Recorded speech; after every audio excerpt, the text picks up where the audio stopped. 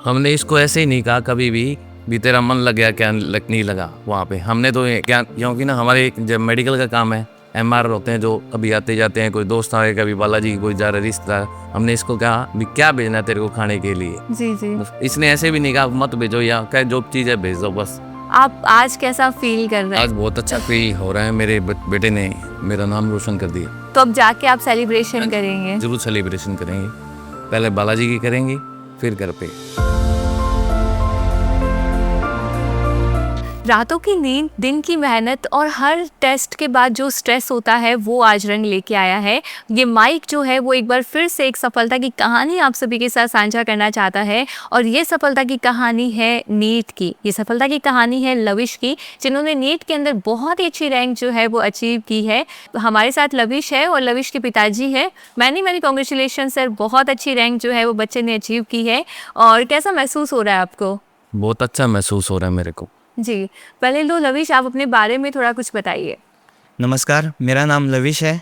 मैं संगरिया हनुमानगढ़ डिस्ट्रिक्ट राजस्थान का रहने वाला हूँ।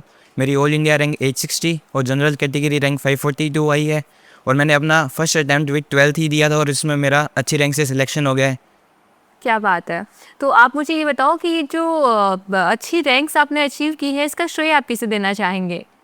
मैं इसका पूरा श्रेय अपने पेरेंट्स, जिन्होंने मुझे बिल्कुल भी स्ट्रेस नहीं दिया, पढ़ने के लिए बिल्कुल भी नहीं कहा कि तू अपने आप कर जितना करना है अपने रिजल्ट से। और जो पेरेंट्स ने मेरे लिए मेहनत करी, मुझे यहाँ पे पढ़ाया, एडमिशन करवाया, सारी फैसिलिटीज़ प्रोवाइड कराई, हॉस्टल में कोई भी दिक्कत नहीं आने दी, कभी भी स्ट्रेस नहीं दिया, ना फाइनेंशियल ना कोई पढ़ाई का स्ट्रेस दिया। इसलिए मैं पेरेंट्स को थैंक यू बोलना चाहता हूँ, और सभी टीचर्स और पूरी पीसीबी मैनेजमेंट को मैं थैंक यू बोलना चाहता हूँ। क्या बात, बहुत बढ़िया बहुत बढ़िया। वेल सर, बच्चे से बात करके ये फील आ रहा है कि बहुत ही बढ़िया संस्कार है इसके, और ये संस्कार जो है ना वो 1 या 2 दिन में नहीं आते। बचपन से आपको घर का एक ऐसा एनवायरनमेंट क्रिएट करना पड़ता है जहाँ से बच्चे जो है वो अपने पेरेंट्स के बारे में इतना डेडिकेटली सोच पाए। हमने इसको ऐसे ही नहीं कहा कभी भी तेरा मन लग गया क्या नहीं लगा वहाँ पे। हमने तो क्या, क्योंकि ना हमारे जब मेडिकल का काम है, एमआर होते हैं जो कभी आते जाते हैं, कोई दोस्त आए, कभी बालाजी कोई जा रहा रिश्तेदार। हमने इसको कहा भी क्या भेजना है तेरे को खाने के लिए। जी जी। बस इसने ऐसे भी नहीं कहा मत भेजो, या क्या जो चीज़ है भेज दो बस। बस यही हमारा से हो रहा है इससे। मन का नहीं, मतलब इसको ऐसे नहीं कहा भी तेरा मन लगा या नहीं लगा, बस खाने के लिए क्या भेजना है ये पूछा हमने इससे बार बार के लिए। बस मन का पूछेंगे तो बच्चा सोचेगा। सोचेगा। हाँ। ओके ओके, बहुत बढ़िया। वेल, अभी जब आप हॉस्टल में थे तो बहुत सारे दोस्तों से भी मिले होंगे, बहुत दोस्त आपके बने होंगे। कैसे दोस्तों ने किस प्रकार आपको सपोर्ट किया? अलग अलग किया, मस्ती के टाइम पे मस्ती भी करी। किसी जैसे कोई दोस्त को कोई क्वेश्चन आता है उससे पूछ भी लिया, मजाक मस्ती की चलती रही। रात को बढ़िया मस्ती मौज मस्ती करते, साथ में पढ़ाई करते। मतलब लगातार तो पढ़ तो सकते ही नहीं, 1-1.5 घंटा आराम से सीरियस होकर पढ़ लिए, फिर आधा घंटा मौज मस्ती कर ली। बहुत सारे हॉस्टल में रूम्स थे, बहुत दोस्त थे। कभी मतलब घर की याद नहीं आने दी, दोस्तों ने भी ऐसे दोस्त बन गए कई तो। मतलब बहुत अच्छा लगा दोस्तों साथ भी, दोस्तों ने बहुत हेल्प करी, और थैंक यू। और जब डाउट होता था तो दोस्तों के से पहले पूछते थे या फिर पहले टीचर के पास जाके पूछ के आते थे? नहीं, पहले दोस्तों साथ कर लेते थे। लगभग डाउट तो दोस्तों साथ ही हो जाते। जो क्वेश्चन मुझको आता वो उसको आता था, ऐसे मतलब दोस्तों से ही हो जाते थे लगभग। तो जो नहीं आते थे हम सब फिर वो डाउट काउंटर चले जाते थे वहाँ पर। बढ़िया बढ़िया, बहुत अच्छा। वेल, आप मुझे ये बताइए कि कौन से टीचर ने आपको, जब आप डीमोटिवेट हो गए थे, तो सबसे ज़्यादा हेल्प की केस सिचुएशन से बाहर निकलने में? मैं पुनीत सर जैसे जो हमारे एकेडमिक हेड थे उनको थैंक यू बोलना चाहता हूँ। उन्होंने हमारा बहुत सपोर्ट किया। जब हमारे कम नंबर आते थे तो वो स्पेशली आके हमसे मिलते थे। वो स्पेशल आते और पूछते कि क्या दिक्कत आ रही है, क्या कमी आ रही है, कोई दिक्कत है तो मुझे बताओ, तुम्हारी हर दिक्कत अभी पूरी कर दूंगा। कोई टीचर्स चाहिए, हमारे लिए उन्होंने स्पेशल टीचर्स लगा दिए थे कि तुम्हारी अपनी सीट सेल्फ स्टडी में सीट है, जो वहाँ पे आके तुम्हें डाउट बताए जाएंगे। और पुनीत सर ने हमें बहुत सपोर्ट किया था, और रामदेव सर ने केमिस्ट्री में बहुत सपोर्ट किया। रामदेव सर फिजिकल के थे, फिर भी उन्होंने सभी डाउट बताए ऑर्गेनिक के, और सभी टीचर्स को प्रोवाइड कराया हमारे लिए। क्या बात है, बहुत ही बढ़िया। मतलब आप सेटिस्फाई थे यहाँ की जो टीचिंग स्टाफ है उससे, कि बहुत बढ़िया पढ़ाई आपको करवाई गई है और अच्छी रैंक जो है वो आपने अचीव की है। वैसे और भी बहुत सारी प्रॉब्लम्स तो फेस आपको करनी पड़ी होगी लविश, तो क्या थी प्रॉब्लम्स जिन्हें आपको फेस करना पड़ा? जैसे कि मैम, एक बार 2-3 बार हमारा हार्ड पेपर ही हुआ था। जैसे नीट 2025 में इस बार थोड़ा पेपर हार्ड आ गया। हमारे वहाँ पर हार्ड पेपर भी कराए गए थे, उसमें कम नंबर आए। तो पुनीत सर ने कहा कि अपने को सब तैयारी करनी पड़ेगी। हम वहाँ पे कोई कुछ भी नहीं पता कि कैसा पेपर आ जाए, क्या हो जाए, हमें सब सिचुएशन के लिए तैयार रहना पड़ेगा। तो जैसे उसमें कम नंबर है तो डीमोटिवेट हुए, पुनीत सर आकर मिले और खुद को संभाला कि अगर पेपर हार्ड आएगा तो सबके लिए ही आएगा। तो उस हिसाब से पुनीत सर ने कहा कि आपको तैयारी करनी पड़ेगी, तो हमें हार्ड पेपर की तैयारी भी कराई गई थी, तो इसलिए मैं सेटिस्फाई हूँ पीसीबी से। क्या बात, बहुत बढ़िया। वेल सर, आपने कभी सोचा था कि आपका बेटा जो है वो नीट इतने अच्छे नंबर से क्लियर करेगा और इतनी बढ़िया रैंक लेके आएगा? नहीं सोचा मैडम कभी। आप आज कैसा फील कर रहे हैं? आज बहुत अच्छा फील हो रहा है, मेरे बेटे ने मेरा नाम रोशन कर दिया। क्या तो मतलब आपने अपने गांव में इसका जुलूस वगैरह निकलवाया कि नहीं? नहीं, हम तो परसों से ही आ गए, रिजल्ट कल आ गया और फोन चला गया, कॉल चली गई थी अच्छा भी अच्छा इंटरव्यू के लिए आना है आपको। अच्छा अच्छा। रिजल्ट यहीं पे आया है। तो अब जाके आप सेलिब्रेशन करेंगे? जरूर सेलिब्रेशन करेंगे, पहले बालाजी की करेंगे फिर घर पे। जी, हम शेखावाटी वाले तो हमेशा से बालाजी को मानते ही आए हैं और आप हनुमानगढ़ से हैं तो डेफिनेटली ये तो होना ही था।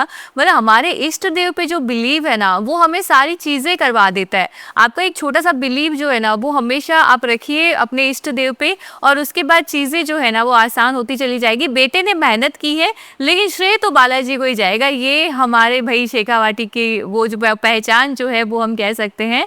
वैसे एक और सवाल मेरा आपसे है कि आप हनुमानगढ़ डिस्ट्रिक्ट से बिलोंग करते हैं और यहाँ पे सीकर के अंदर आपने बच्चे का एडमिशन करवाया है, तो इसके पीछे क्या कारण था?